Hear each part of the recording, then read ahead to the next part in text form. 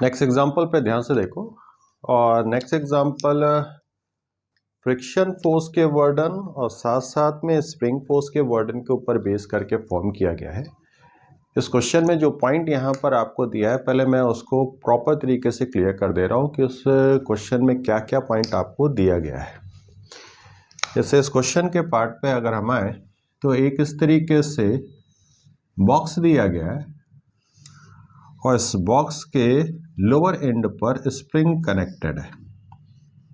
ठीक है, इस लोअर एंड पर स्प्रिंग कनेक्टेड है और इसके ऊपर नंबर ऑफ प्लेट इस तरीके से सिचुएटेड है कि नंबर ऑफ प्लेट यहां पर ऐसे सिचुएटेड है यहां पर, और ये प्लेट और इस तरीके से दिया हुआ है। ठीक है, ऊपर ये सरफेस का पार्ट ऐसे, और यहाँ पर एक पॉइंट है जिसमें हम प्लेट को ऐसे खींच करके निकाल सकते हैं। ठीक है, ऐसे खींच करके निकाल सकते हैं। ये पूरा बॉक्स ऐसे दिया हुआ है। ठीक है, अब यहाँ पर क्वेश्चन में कंडीशन क्या दिया हुआ है, इस बॉक्स की जो लेंथ है और स्प्रिंग की जो लेंथ थी, ठीक है ना, बॉक्स की लेंथ और स्प्रिंग की जो लेंथ थी वो इक्वल पार्ट पे थी, मतलब नेचुरल लेंथ ऑफ स्प्रिंग और बॉक्स की जो लेंथ थी वो बराबर थी। अब इसमें हमने नंबर ऑफ प्लेट्स यहाँ पर रख दिया और नंबर ऑफ प्लेट की value n is equal to 20 के इक्वल दिया है। ईच प्लेट की लेंथ की वैल्यू जो दिया है वो 5 सेंटीमीटर के इक्वल दिया है और फ्रिक्शन कोफिशिएंट की वैल्यू 0.5 के इक्वल दिया है। ठीक है, 0.5 के इक्वल दिया है। तो यहां से प्लेट को खींच करके हम बार बार निकाल रहे हैं। ठीक है ना, यहां से प्लेट को खींच करके बार बार निकाल रहे हैं, तो उसमें हमें एक्सटर्नल एजेंट के थ्रू वर्क करना पड़ रहा है। एक्सटर्नल एजेंट के थ्रू वर्क करना पड़ रहा है, तो हमें उस वर्डन के बारे में क्वेश्चन में इंफॉर्मेशन दिया हुआ है। अब इस कंडीशन पे यहां पर आते हैं, तो इसके वर्डन की वैल्यू को अगर हम कैलकुलेट करें, तो अगर स्टार्टिंग में 20 प्लेट थी और एक प्लेट की थिकनेस को मैंने अगर टी मान लिया, एक प्लेट की थिकनेस को टी मान लिया, तो 20 प्लेट्स रहेंगे तो 20 प्लेट की थिकनेस 20 टी के इक्वल निकल करके आएगा, जिसके कारण ये कंप्रेस रहेगा। ठीक है, जिसके कारण ये कंप्रेस कंडीशन पे सिचुएटेड रहेगा। अब यहां पर किसी जनरल कंडीशन पर रखें कि मैंने मान लिया कि n प्लेट यहां पे सिचुएटेड है, तो इसके अंदर कंप्रेशन की वैल्यू जो कैलकुलेट हो करके आएगा that is equal to n multiply T के इक्वल आएगा। n मल्टीप्लाई टी के इक्वल यहां पर इसके अंदर कंप्रेशन की वैल्यू आएगा और इधर की ओर n mg के बराबर वेट लगेगा। n mg के बराबर वेट लगेगा, ये टोटल वेट यहां पर n इंटू m इंटू जी के बराबर फोर्स किधर लगेगा, नीचे की ओर। तो अगर इसके टॉप मोस्ट पॉइंट पर नॉर्मल की वैल्यू को मैं कैलकुलेट करूं तो नॉर्मल डाउनवर्ड डायरेक्शन में लगेगा, तो normal plus n mg is equal to इस स्प्रिंग का force k into n multiply T के इक्वल आएगा, क्योंकि स्प्रिंग की नेचुरल लेंथ यहां पर जो थी वो टोटल बॉक्स की लेंथ थी। अगर n प्लेट इसके अंदर सिचुएट है तो nt उस पर कंप्रेस कर देगा, तो k nt फोर्स यहां पर लगेगा। ठीक है, ये तो एक पार्ट यहां पर आ गया। इस पॉइंट पर नॉर्मल रिएक्शन फोर्स की वैल्यू को अगर मैं निकालूं, तो यहां पे नॉर्मल रिएक्शन फोर्स n1 इस पे ऊपर की ओर लगेगा, तो इस जगह पे नॉर्मल रिएक्शन फोर्स की वैल्यू जो कैलकुलेट होकर के आएगी, वो अगर मैं कैलकुलेट करूं तो यहां पर के एन टी ऊपर लग रहा है, n-1 m इंटू जी की वैल्यू नीचे के डायरेक्शन की ओर लग रहा है। तो यहां पे नॉर्मल की value k into N multiply T minus n-1 multiply M G के इक्वल आएगा। इन दोनों पॉइंट पे नॉर्मल रिएक्शन फोर्स की वैल्यू क्यों निकाल रहा हूं, क्योंकि इस सरफेस पे फ्रिक्शन फोर्स का पार्ट सिचुएटेड है। जब हम खींचेंगे तो काइनेटिक फ्रिक्शन फोर्स का पार्ट लग रहा होगा, तो ऊपर वाले हिस्से में फ्रिक्शन F1 लग रहा होगा, नीचे वाले हिस्से में फ्रिक्शन F2 लग रहा होगा। तो वर्क की वैल्यू अगर मैं रखूं तो वर्क का टर्म्स यहां पे जो निकल करके आएगा that is equal to mu bracket close n1 plus n2 multiply इस प्लेट की लेंथ। इसको खींचने में इतना बर्डन यहां पर डेवलप होगा। अब इसमें यहां पर म्यू n1 की वैल्यू को मैं अगर लिखूं तो n1 ये फर्स्ट वाला टर्म्स और ये n2 का टर्म्स यहां पे लिख लिया, ये n2 सेकंड वाला टर्म, तो n1 इज इक्वल टू आ जाएगा k into n multiply t minus n into m into G. और n2 की वैल्यू जो कैलकुलेट होकर के आएगा that is k into n multiply t minus n minus 1 multiply mg के इक्वल निकल करके आएगा इंटू l की वैल्यू है। यहां पर इसी को फर्दर लिखा तो ट्वाइस के n मल्टीप्लाई टी आएगा माइनस ट्वाइस n mg के इक्वल आएगा, प्लस यहां पर रखें तो प्लस mg की वैल्यू आएगा। ये वर्डन की वैल्यू इस प्लेट को निकालने का।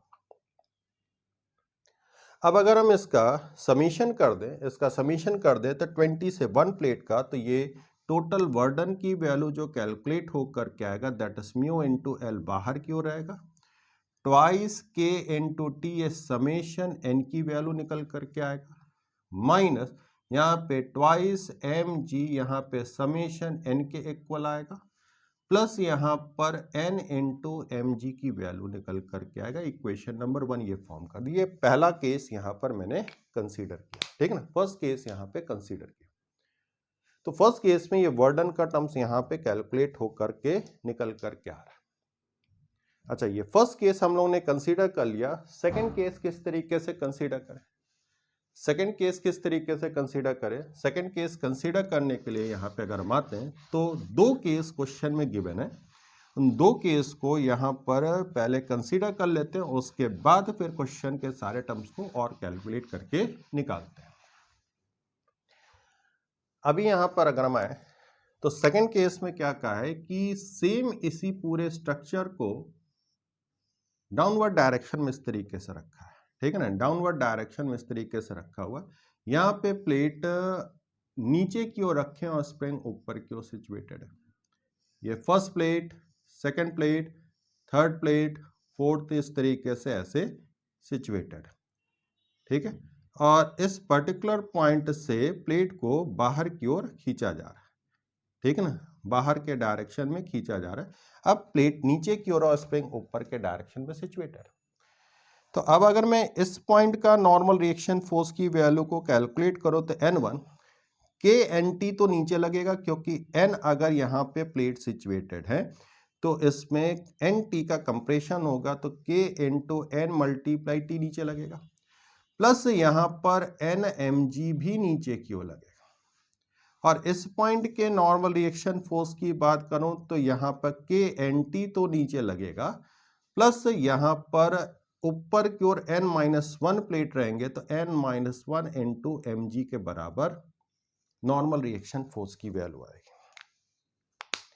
तो इस प्लेट को निकालने के लिए जो वर्क की वैल्यू कैलकुलेट होकर के आएगी, उस वर्क डन की वैल्यू को अगर मैं लिखूं तो दैट इज इक्वल टू जो कैलकुलेट होकर के आएगा mu into L bracket close n1 plus n2, that is n1 plus n2 यहां पर मैंने लिखा, ठीक है ना। फ्रिक्शन यहां पे लगेगा, इस साइड में फ्रिक्शन यहां पे लगेगा, इस साइड में, इस साइड पे फ्रिक्शन F1, इस साइड पे फ्रिक्शन F2, तो F1 प्लस F2 के अगेंस्ट में वर्क होगा। तो यहाँ पे mu into n1 mu into n2, ये F1 plus F2 into L की कंडीशन लिखा, तो यहाँ पे म्यू इंटू एल बाहर किया, n1 प्लस n2 को जैसे सम करेंगे तो ट्वाइस के nt आएगा, प्लस यहाँ पे twice N M G minus M G की वैल्यू निकल करके आएगा। इसको सम कर दिया। और वर्डन की वैल्यू इस केस में अगर हम समेशन करते हैं, ठीक है ना, वर्डन की वैल्यू इस केस में समेशन करते हैं तो mu into L bracket close twice के समेशन एन मल्टीप्लाई टी आएगा, plus twice summation N multiply M G के इक्वल आएगा, माइनस एन एम जी की कंडीशन निकल करके आएगा। ये सेकेंड केस में वर्डन की वैल्यू है। अब क्वेश्चन में इंफॉर्मेशन क्या दिया है कि फर्स्ट केस और सेकंड केस में जो वर्डन का डिफरेंस है वो आपको दिया हुआ है 20 जूल के इक्वल। तो मास की वैल्यू को कैलकुलेट मास की वैल्यू को कैलकुलेट करके निकालना, जबकि नंबर ऑफ प्लेट यहाँ पे 20 के इक्वल दिया हुआ है। अब ये फर्स्ट केस के वर्डन की वैल्यू को मैंने यहाँ पे लिख लिया W1, ठीक है, that is equal to W1 और दैट इज इक्वल टू यहाँ पे W2 के इक्वल लिख लिया। तो W2 माइनस W1 की वैल्यू को अगर मैंने किया तो W2 माइनस W1 का टर्म्स किया तो म्यू इंटू एल कॉमन आ जाएगा, ब्रैकेट क्लोज, ये के एन टी और ये के एन टी की वैल्यू यहाँ पर क्या हो जाएगा, कैंसिल आउट हो जाएगा। दूसरा, इसमें से इसको सब्सट्रैक्ट करेंगे तो यहाँ पे 4 समेशन एन एम जी एक पार्ट आ जाएगा, इसमें से इसको सब्सट्रैक्ट करेंगे तो minus twice N into M G की वैल्यू निकल करके आएगा। ये पूरा पॉइंट यहाँ तक कैलकुलेट होकर के आ रहा है, ठीक है। फर्दर इसी पॉइंट को अगर मैं सॉल्व करूं तो म्यू की वैल्यू 0.5, एल की वैल्यू 20 सेंटीमीटर, तो 20 डिवाइडेड बाई 100, ब्रैकेट क्लोज, यहाँ पर आ जाएंगे 4 समीशन एन इन, यहाँ पर आ जाएगा N into N plus 1 divided by 2 minus twice N, bracket close, M G की वैल्यू आएगा। इसको सिंप्लीफाई किया तो यहाँ पर ये टर्म्स कैंसिल, तो यहाँ पर 5 आ गया, ये 1/10 के इक्वल निकल करके आ गया। 4 डिवाइडेड बाई 2, यहाँ पे 2 का टर्म्स आया, n की value 20 multiply 21 minus 2 multiply 20, m into G की वैल्यू को 10 लिख लिया। ये 10 से 10 का टर्म्स क्या हो गया, कैंसिल आउट हो गया। तो यहाँ पर ये पूरी वैल्यू जो कैलकुलेट करेंगे, इसमें से 2 मल्टीप्लाई 20 मैंने कॉमन ले लिया, 2 मल्टीप्लाई 20 कॉमन ले लिया, that is 40, bracket close, 21 minus 1 that is 20। ये 800 के इक्वल निकल करके आ रहा है, 800 के इक्वल निकल करके आ रहा है, और वर्डन की वैल्यू यहाँ पे 20 जूल के इक्वल दिया है, 20 जूल के इक्वल दिया है। ये पूरी वैल्यू है, इसमें m का टर्म्स यहाँ पर रख देते हैं, m की वैल्यू इधर की ओर रखा तो that is equal to 20 divided by 800 kg के इक्वल निकल करके आएगा। इसको और सिंप्लीफाई किया तो 1/40 kg के इक्वल निकल करके आ रहा है, ठीक है।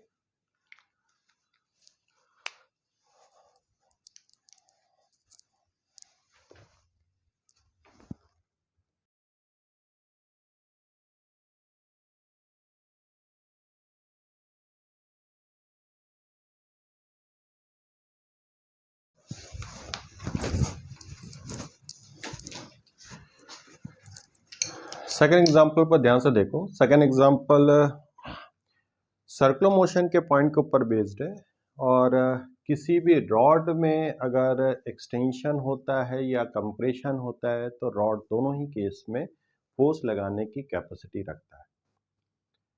तो यहाँ पर कभी भी कोई पार्टिकल अगर किसी सर्कुलर पाथ में मूव कर रहा होता है तो उसे हमें सेंट्रीपिटल फोर्स की जरूरत पड़ती है। अब रॉड के सहारे अगर वो मूव कर रहा है तो रॉड के अंदर टेंशन डेवलप होगा और टेंशन उसे सेंट्रीपिटल फोर्स प्रोवाइड कराएगा। नॉर्मल फोर्स अगर है तो नॉर्मल फोर्स उसको सेंट्रीपिटल फोर्स प्रोवाइड कराएगा। मतलब बाय एनी मेथड अगर कोई पार्टिकल सर्कुलर पाथ में मूव करता है तो उसे सेंट्रीपिटल फोर्स की जरूरत पड़ती है। तो अब इस क्वेश्चन में रॉड और नॉर्मल रिएक्शन फोर्स के कॉम्बिनेशन को रख करके क्वेश्चन जनरेट किया गया है। इस क्वेश्चन के पार्ट पे जैसे यहाँ पर जो दिया है कि इस तरीके का एक ऐसे एक हेमिस्फेरिकल बाउल ऐसे रिप्रेजेंटेड है, ठीक है ना। हेमिस्फेरिकल बाउल का पोर्शन यहाँ पे रिप्रेजेंटेड। अब हेमिस्फेरिकल बाउल इस तरीके से सिचुएटेड दिया हुआ है तो ये पूरा ऐसे स्ट्रक्चर फॉर्म किया, ये ऐसे स्ट्रक्चर फॉर्म किया जिसके रेडियस की वैल्यू कैपिटल आर के इक्वल है। अब यहां पर इस पॉइंट पर एक रॉड को कनेक्ट करके इस पॉइंट पर एक पार्टिकल मास m रखा गया और ये रॉड इस पॉइंट पर कनेक्टेड। इस रॉड के लेंथ की वैल्यू कैपिटल आर के इक्वल दिया है और इस पॉइंट से ये फिक्स है, इस पॉइंट को मैंने p लिख लिया। अब इस पार्टिकल को जब हम छोड़ेंगे तो ये पार्टिकल इस सरफेस के सहारे नीचे की ओर आ रहा है, जबकि ग्रेविटी किधर की ओर लग रहा है, डाउनवर्ड डायरेक्शन। तो इसका मोशन अगर हम देखें तो इस तरीके से ये मूव करते हुए ऐसे आएगा, ये पोजीशन आएगा, फाइनली पार्टिकल यहां पर आएगा, ठीक है। तो किसी भी इंस्टेंट पर इस पार्टिकल का जब यहां पर पॉइंट सिचुएटेड रहेगा तो ये पॉइंट और इधर से जो रेडियस रहेगा r और ये r सेम डिस्टेंस की दूरी पर आएंगे। जब ये लोवेस्ट मोस्ट पॉइंट यहां पे पहुंचता है तो भी इसका यहाँ से दूरी और इस पॉइंट से अगर दूरी कैलकुलेट करोगे तो दोनों तरफ से ये r और r डिस्टेंस की दूरी पर ही सिचुएटेड होगा। इसका मतलब किसी भी इंस्टेंट पर जब ये पार्टिकल रहेगा तो इस रॉड के अंदर टेंशन लग रहा होगा सरफेस से, नॉर्मल ऑब्वियसली सेंटर से जाएगा, तो नॉर्मल और टेंशन दोनों मिलकर के इसे सेंट्रीपिटल फोर्स प्रोवाइड कराएंगे। तो अब अगर मैं यहाँ पे देखूं तो ये पॉइंट O सेंटर लिख लेता हूँ, ये पॉइंट P लिख लेता हूँ, तो ये पॉइंट P है, ये पॉइंट O है। तो O और P पॉइंट पे अगर हम आते हैं तो वो जो पार्टिकल इस तरीके से ऑक्सीडेट कर रहा है उसका इससे दूरी r के इक्वल, यहाँ से भी दूरी r के इक्वल है। ये इस तरीके से सर्कुलर पाथ में रोटेट कर रहा है। इधर की ओर नॉर्मल लग रहा है और इधर की ओर टेंशन का पार्ट लग रहा है। तो इस साइड की ओर नॉर्मल और टेंशन की वैल्यू सेंटर की ओर लगेंगे इधर की ओर, और उसका एक्सिस जो रहेगा वो OP सिचुएटेड है। तो अगर मैं रेडियस की बात करूं तो ये अगर रेडियस है, ये यहाँ पर कैपिटल R के इक्वल है, ये भी कैपिटल R, ये कैपिटल R है, ये तो एंगल 60 डिग्री के इक्वल आएगा।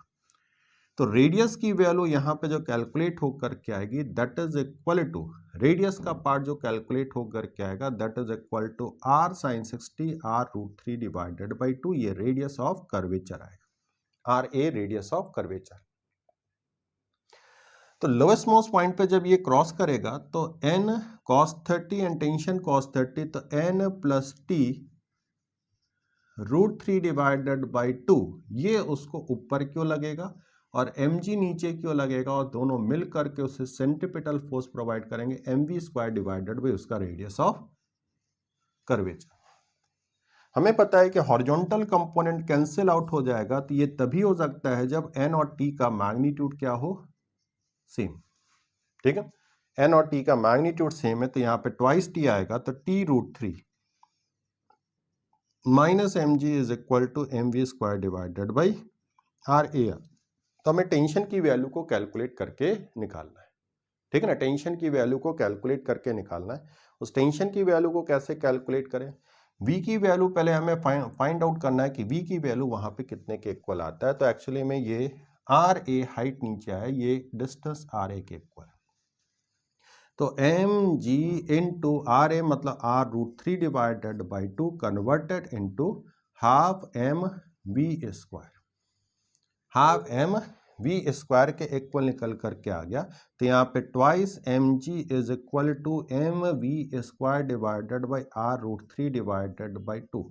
ये R√3 बाई 2 ही यहाँ पर mv² डिवाइडेड बाई RA है। तो एक्चुअली में सेंट्रीपिटल फोर्स का अमाउंट ट्वाइस mg के इक्वल आ रहा है। तो इसमें हम जैसे ही ट्वाइस mg के इक्वल लिखते हैं तो t√3 minus mg is equal to twice mg, तो t is equal to corresponding यहाँ पे निकल करके आएगा mg√3 के इक्वल आएगा। ये लोएस्ट मोस्ट पॉइंट पे जब रॉड रहेगा तो उसके अंदर टेंशन की वैल्यू कैलकुलेट होकर के आ जाएगी।